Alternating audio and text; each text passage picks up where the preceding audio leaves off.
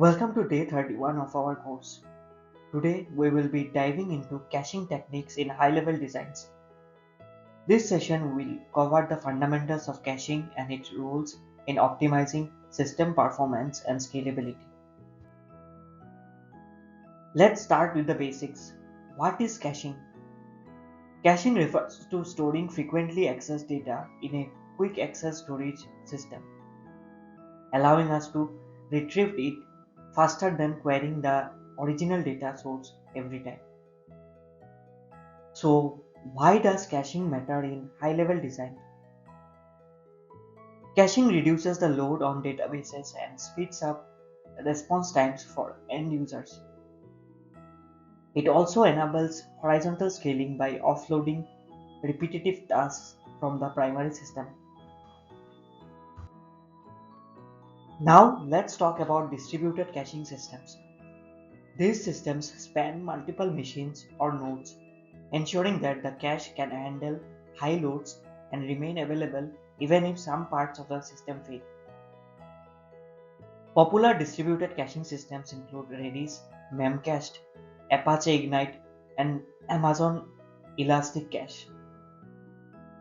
Redis, for example, is an in-memory data structure stored with support for persistence and replication, while Memcached is known for its simplicity and speed, though it does not support persistence. Distributed caching provides several benefits. Among them, reduced latency, offloading the backend, and scalability are the mentions. Reduced latency as the data is stored closer to where it's needed. Offloading the backend by reducing the number of database queries. Scalability because distributed caching systems can easily scale horizontally to meet increased demand. Cache evictions are an essential part of caching, determining when data should be removed from the cache. Without an eviction policy, caches can become too full and inefficient. There are several common cache eviction policies. LRU, least recently used, evicts the least recently accessed data. LFU, least frequently used, evicts the least frequently accessed data. FIFO, first in first out, evicts the oldest data first. Random eviction randomly removes data. TTL, time to live, automatically expires data after a set time. Let's dive a deeper into these eviction policies. LRU is ideal for general purpose caching where recent data is more likely to be needed. LFU works well in systems where certain data is accessed far more frequently than others. FIFO is simple and effective, though it may not always keep the most most useful data. Random eviction can be useful in scenarios where simplicity is key. TTL ensures that cache data does not grow stale and is particularly useful for time-sensitive data. Choosing the right eviction policy depends on your system's need.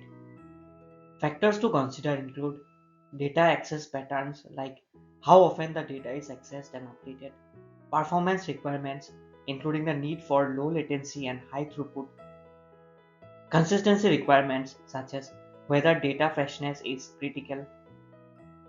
For example, if we have a high read low write system, LRU might be a good choice while TTL is perfect for temporary data.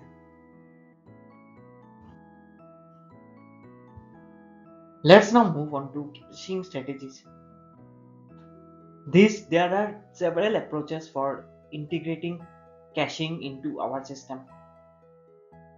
Cache aside or lazy loading, the application fetches data and stores it in the cache when necessary.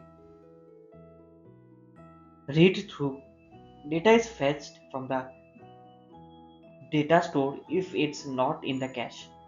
Right through, both the cache and data stored are updated simultaneously.